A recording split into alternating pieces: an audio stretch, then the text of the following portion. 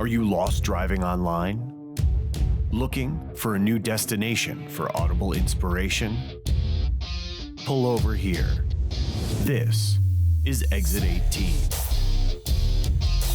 Hey everyone, how's it going? This is Chris Short of the New Paltz Regional Chamber of Commerce. Today on the Exit 18 podcast, I have Merritt Minnemeyer with Master of One Coaching. Merritt, thanks for being here today. It's my pleasure. Thank you so much for having me. It's exciting. This is you're definitely one of my favorite friends that I've come across in the last few years. Aww. We met several years ago when I was teaching in a class and you were one of the students in there. Mm-hmm. And since then, I've just watched your company take off and, standing in the background, kind of watching where you've been to where you are. I'd love for you to kind of tell your why. Like, why did you start your coaching business and how did it all start? Yeah, so thank you for asking that question. So I started out as a very young person, age 3 or so, as a performer. I was a dancer and an actor and a singer, or aspiring that way. And I followed that all the way up through college, and I got my BFA in acting from NYU. And about 2/3 of the way through that program, so I grew up in Northern California. I came to New York City for acting training. And about 2/3 of the way through that program, I started to realize that maybe it wasn't the greatest fit for me industry-wise. I love the collaboration. I love the creativity. I loved sharing inspiration with people and helping people, lift them up. And I've always loved that. I've always loved the interaction with audience and creating with other people. But there's some things about that industry that just were problematic for me. And so I was like, well, what am I going to do? And so I had a mentor after I graduated. I was working off Broadway at a theater on just off Times Square. And a mentor turned to me and said, hey, what do you think about teaching and becoming a teaching artist? And so I said, well, that sounds really interesting. So I at that moment, got to start working with kids who were considered at risk, right? They were dealing with poverty or immigration issues or things like that. Things that were keeping them sort of hold in place, and bring arts interventions to them so that they could start to develop their own voices and start using creativity and arts interventions to understand what was possible for them, and really kind of thinking outside of their own immediate experience, right? So that was really inspiring to me, and I saw the power of that process through an artistic lens, and how much it can change a life. So that really got me excited right away. And I started following that road. So I became actually a director of outreach for youth theater then in Seattle. My husband, Peter, and I got married in New York City. He was an actor too and a performer, writer, etc. And we decided after we got married, we would move to Seattle because they have a great art scene and it was maybe a little bit more manageable to raise a family. And so there in Seattle, I worked with all kinds of populations in the area, in the city and outside of the city. Again, some immigrant families, kids who are dealing with poverty. Again, sort of that at-risk quote population, mm-hmm. And seeing how the arts can really inspire and infuse and empower kids who are feeling that they don't have any power. So I did that for a while, and then I went back to California with Peter for a little while, where I'm from, for some family issues, and found myself in an academic advisor sort of student services role where I did more traditional education and was working again with families who were struggling or families who were trying to figure out their path for their child, or the child who had academic stresses or whatever, you find their way to college and beyond. So that's when it kind of morphed into this coaching role, but we didn't call it that at the time. Sure. So in that time, my son was born. I have 3 children. They're all adopted. And my first son, Elijah, was born in Monterey, California, where I'm from and where we were living. And my parents were both there living. And my father decided at that point that he was going to go move to Portugal, like you do when your first grandson is born. And, and my mother got married and moved back to her home state of Texas. And so we're like, okay, so we don't have anybody here left. And we wanted to go raise our family with our extended family. So Peter was from Buffalo. So we moved to Buffalo, New York from Northern California. So we kind of made this big circle. I was going to say, that's a big jump from California. Big jump, yeah, big jump. And Buffalo treated us very, very well. And his family is still there. And we're surrounded by love and support. And Peter took a teaching job at a school outside of Buffalo for, it's called the Gao School. And it's specialized at the time it was all boys, but now it's co-ed, for kids with dyslexia and other language-based learning differences, And we lived on the campus there because it was a boarding school. And I got involved with an organization called the National Federation for Just Communities, which is a social justice organization doing anti-oppression work, racism, anti-bias, that kind of thing. And I worked with kids there doing this anti-oppression work. And then it sort of started calling it under the auspices of being like leadership development. So we did retreats and programs and in-school sessions and things like this. And then it kind of, I started working more with adults. So looking at corporate lawyers and elected officials and schools and districts. So teachers and also district administrators dealing with fluctuating populations, all looking at racism and gender bias and all kinds of things around socioeconomic status, that kind of thing. So the social justice lens, right? All of these are nonprofits, by the way. All these things that I'm working with are nonprofits along the way. So, and also higher education. Okay, so in the middle of all of that, we have our twins placed with us. So they were 13 months at the time, and they had a failure to thrive diagnosis. So they were 13 and 17 pounds at 13 months. And that definitely blew our world up. You know, they were 24-hour care, round the clock. And it took a lot of our time and energy in, you know, creating a life for them and a life for our family, an instant family of 5 that was stable and, you know, loving and centered. In the middle of that placement, about a year after they were placed with us, my husband Peter was diagnosed with terminal brain cancer.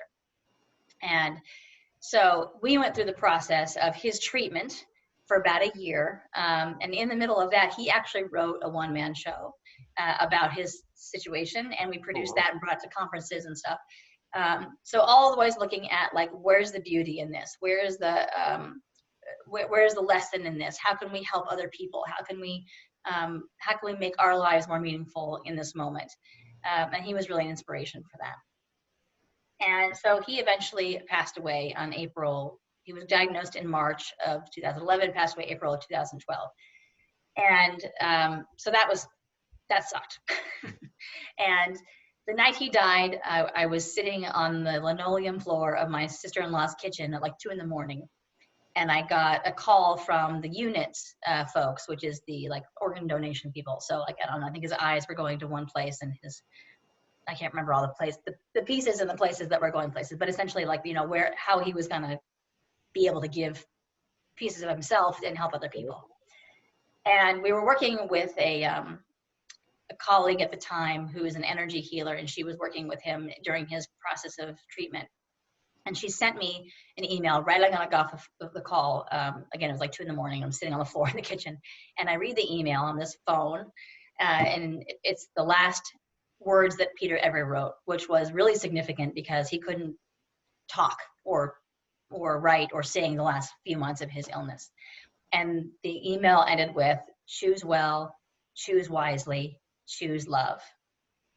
And I was like, what the hell does that mean? Right? I was like, oh, you just left me and I'm so angry and frustrated. And I got these 3 little kids with special needs and like, right? So my life blows up.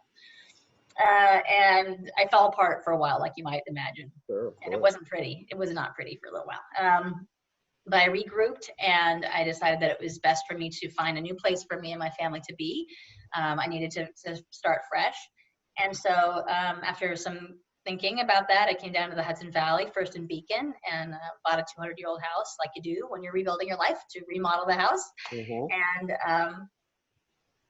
And about 40% of the way into that project, I was actually creating a halfway house for wayward artists. It was like an 8-bedroom house, and that's what I was gonna do, is make this like project, this commune in my house. Wow. And I got about 40% of the way through that project, and I met Tom Flynn. And we like to say that we went out for coffee and came home as a family. And it's a great line. I love that.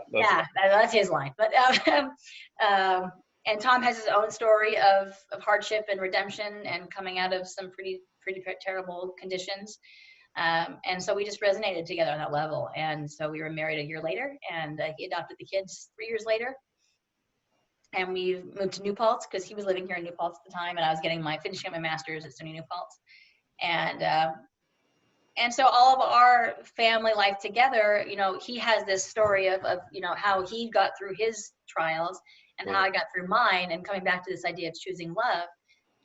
So I was working in another nonprofit, which was doing great. I mean, the nonprofit is wonderful. They do great work. But I was finding myself like, it just wasn't like, I'm not a very good employee, come to find out. I'm just not very good at that. I have a creative employee. Yeah, I'm not. I'm a creative and I have an entrepreneurial spirit. I always have. And I decided to stop beating myself up about that and do something that was actually going to suit me. And so if I go back and look at the whole story, right? How do I choose love based on that whole experience of being an actor and helping other people find their voice and, you know, and helping them feel empowered through their own problem solving. And I didn't even know what that was. I had no idea what there's a name for that. And turns out it's called coaching. So once I discovered that, I went back and got my certification from the Institute for Professional Excellence in Coaching. I have a certification from the International Coaching Federation and actually 2 other certifications now. And I've been doing this almost 2 years, and it's absolutely what I should have done 20 years ago, but I didn't know any better. And so that's the story. But yeah. That's some story. We've known each other for a while now, and, I've known bits and pieces of that story along the way, but it's really interesting how that journey over the last, say 20 years of your life has really brought you to where you are today. Mm-hmm. What do you think was like that one, do you have a common thread through that story that, kind of ties it all together? And, it sounds like the concept of choose love kind of came a little bit later, trying to figure that out. But was there something during that arc that kind of kept you moving forward? Yeah, I think that what kept me moving forward was the belief that anything was possible. I'm not really sure where that came from.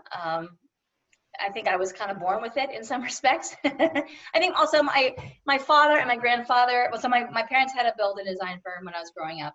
And so they were entrepreneurs. My grandfather was an entrepreneur.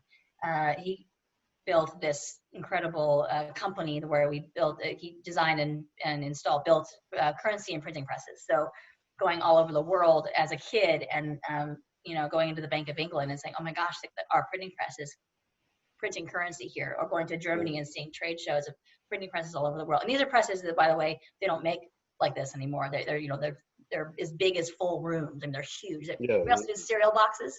Very exciting. Company is still going, by the way. Okay. But my grandfather has since passed. And I think that there's something in either his DNA or whether it was learned, like, it's all possible. Like, just go do it. Go figure it out. You can do it if you just, look at things a certain way and don't get stuck in your thinking, but go ask yourself what's possible. What can you do next? And I think when I got on the acting track, I lost sight of that for a while because I really felt like this is the only thing I know how to do. And how do I turn myself into a professional in other ways? And I think I had some shame about that for a long time. Mm-hmm. But now, if I really recall back to those early messages, it's look at what's possible. You can do anything. We have endless potential if we know how to approach it the right way. I think that's a great message. The idea of what's possible right now. A lot of people are using this downtime, for better or worse, mm-hmm. for ways to kind of regroup and look at, where they are either in their career, family and education and all that kind of ties together. I think a lot of people are looking through the lens of what's possible now. I've had many conversations with business owners over the last several weeks where they're starting to reevaluate what they want to be, right? So we're stuck in this day-to-day grind where we just kind of go through and, we may have an hour here, hour there to take a breath. Now, after, spending some time at home, a lot of people are starting to think about, all right, what is possible with my business? Where do I really want it to go? And it sounds like over time, you came to that realization where you doubled down on your strengths and figured out, how do I take this piece of my life and turn it into something that's possible, where you can go somewhere else.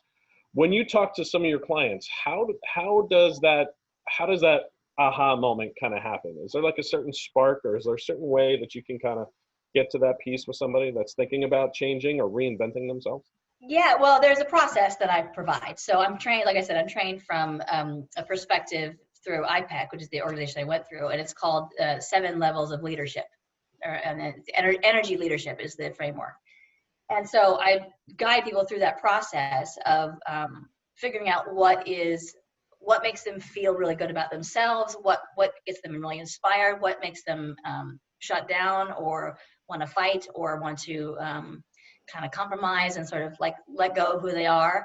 And we, through all that process of evaluation, we figure out exactly what, if this makes you tick, if this makes you light up more than anything else, how can you then apply that to your life and to your business so that your whole life becomes inspirational for yourself and for other people? Because those are the people that are so, when we meet somebody who is fully inspired, maybe they're not going to feel good 100% of the time all day long, but when you meet somebody who is fully inspired and living their inspired life, that is so attractive and compelling, right? People want more of that. People are attracted to that because it feels good. And so that's where this energy leadership idea comes from. And it's really a process of evaluating all of that, you know. So we do that in one-on-one coaching, or we do it in groups as well. And we can do it also for businesses, by the way. I have a whole program for businesses where you set a whole foundation and a whole language for the organization and the team, the leadership team, to help each other through that. So they're constantly fine-tuning what's working, what's not working. And then they can have this sort of set of levers they can pull to figure out what's best for the next step of the business. Interesting. Now, I know you're working on a project right now, Leadership Under Pressure, and that's something that you're either starting this upcoming week, or, you know, it might be by the time this goes live, it might actually be in progress. Can you share a little bit about, you know, where that came from?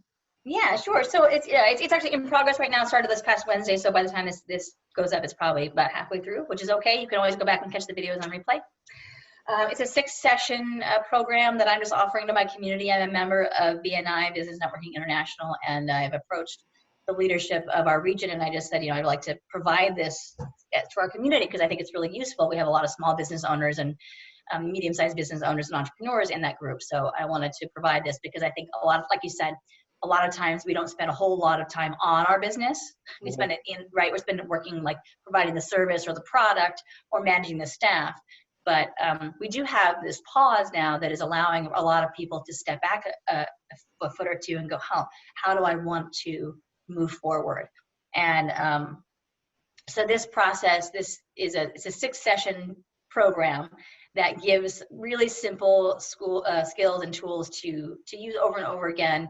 And it's not really specific to this particular crisis. It's kind of in any crisis, in any situation when you need to reassess. I'm just taking this as a context because we're all kind of doing the same thing. So I thought it would be useful for a wider audience. Yeah. But the first step is standing your ground, which meaning that to really get clear on what you're dealing with. And so many people don't want to even take that first step because it's too scary.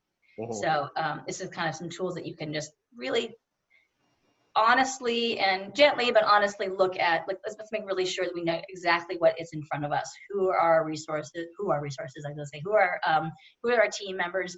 What are our resources? What's the money? What's the cash flow like? What are our clients doing? Do they need us? Do they not need us? What do they need us for? Asking some of those tough questions, because oftentimes in that clarity, we see solutions that we didn't see before because we were too scared to look. Interesting.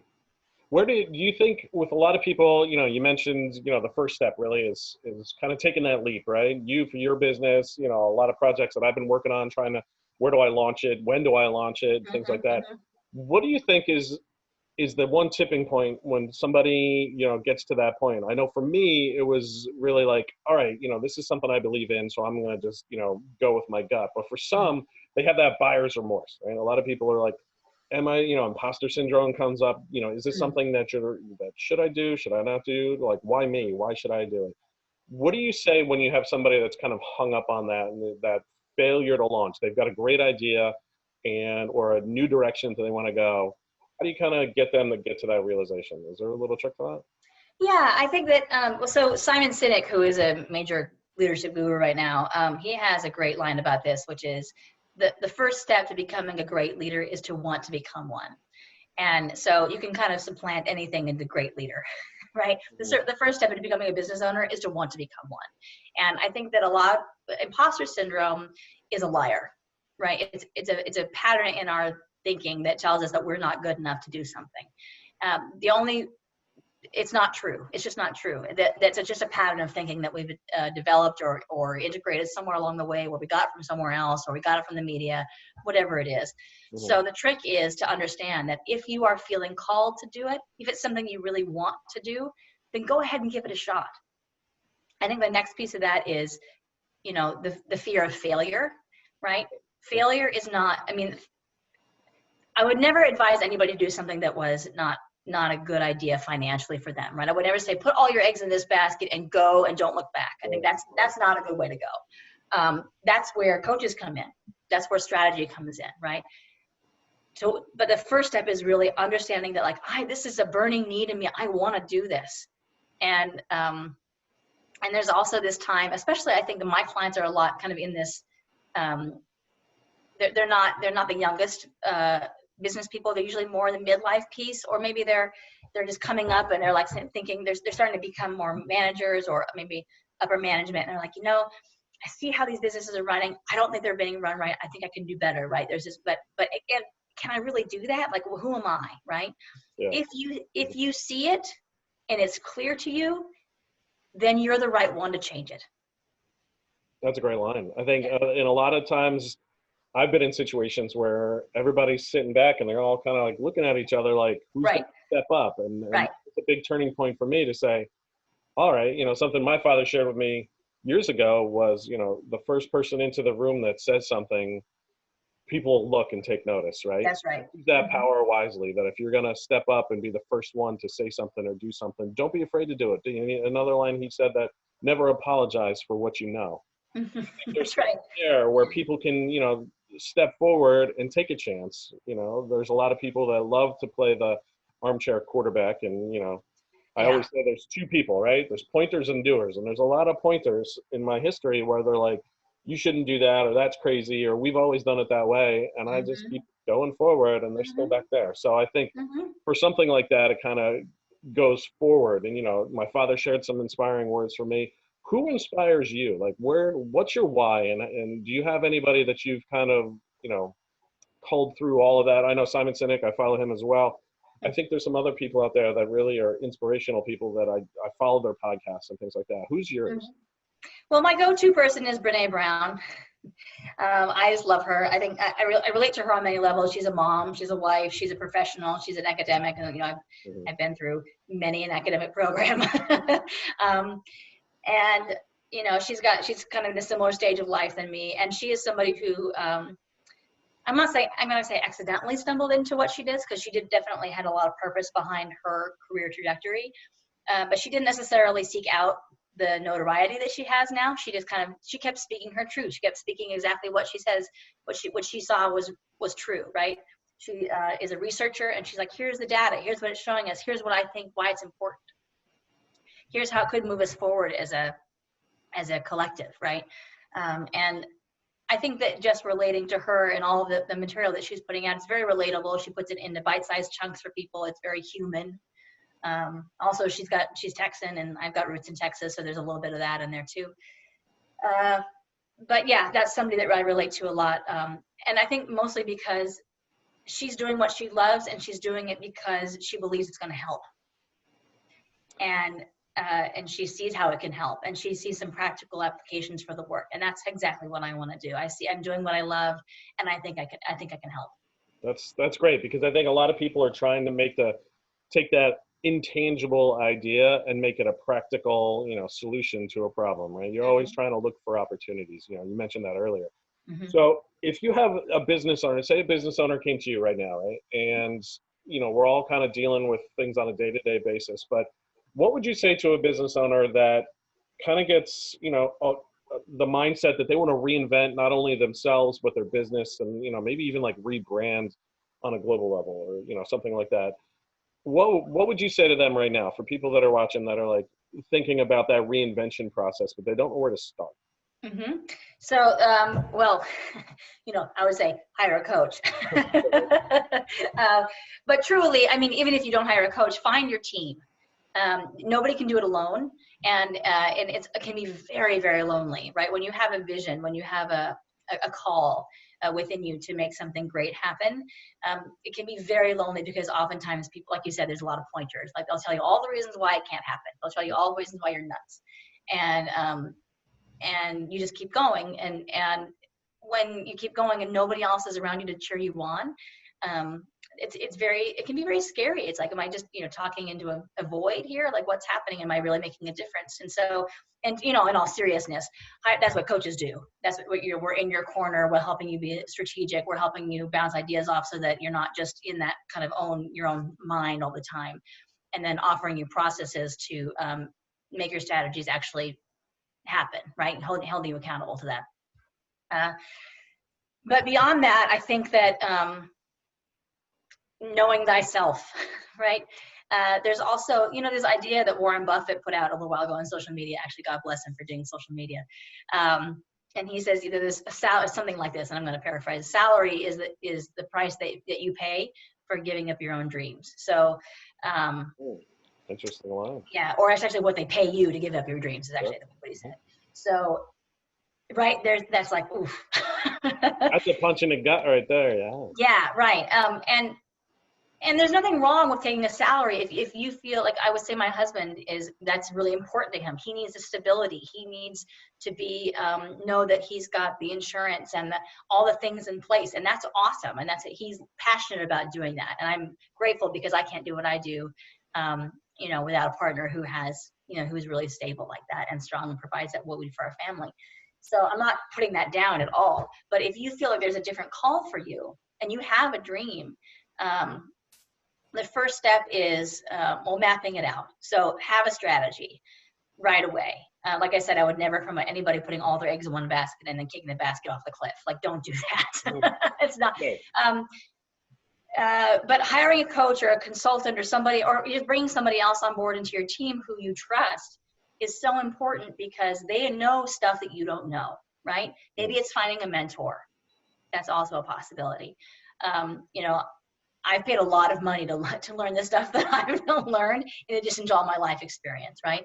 So there are other people who have other wisdom and experience. Bring those people into your circle, the ones that you trust and can confide in, and they're going to be in your corner no matter what. Because what you don't need when you're taking a risk like that is someone who tell you all the reasons why it's not going to work. You don't need that. You already know the reasons why it's not going to work.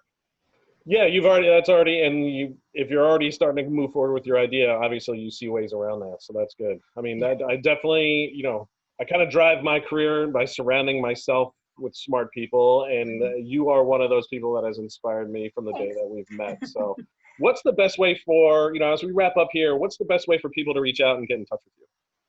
Yeah, so I have a website, masterofonecoaching.com. I'm on Instagram at masterofonecoaching and Facebook, Master of One Coaching. My email is my name, Merritt, which is MERRITT at masterofonecoaching.com. So that you can go and sign up for my newsletter. I put out a regular newsletter, and that's the opt-in there is on my website. And follow me on social media and give me a call. My phone number is on the website there too. And we can talk about ways in which you can turn your calling into your lifelong business and your legacy. That's what I'm all about, is working with people who are creative, who have that vision, and who I think most importantly right now, and I'll say this too, because I think this is a really, really good, really important component of this pause that we're in, is that one of the lessons that we're learning as a collective is that we need to do business differently. We need to, and I don't mean just commerce, but I mean as a species, we need to go about living differently. And the social entrepreneurial space is going to, I think, explode soon after this. It's been getting a lot of energy and a lot of force behind it. If you have an idea for doing business better, taking care of people more efficiently, more effectively, taking care of the planet better through your work, through your business, follow that, because we need you out there. We need to change the way we do work. That's a great way to finish up there. We need to change the way that we work. And I think that's going to happen. Merritt, thank you so much for your time today. This is great with you sharing all your insights and your story. It's an inspiration to me, and I'm sure it'll be an inspiration to others. So thank you very much. Well, thank you very much. I appreciate being here. Thank you for watching, everybody here on the Exit 18 podcast. We'll be bringing more stories like this in the future, and there's going to be some amazing people and places that we're going to talk about in the days and weeks to come. So stay tuned for the next episode of Exit 18, and we'll see you next time. Thanks a lot.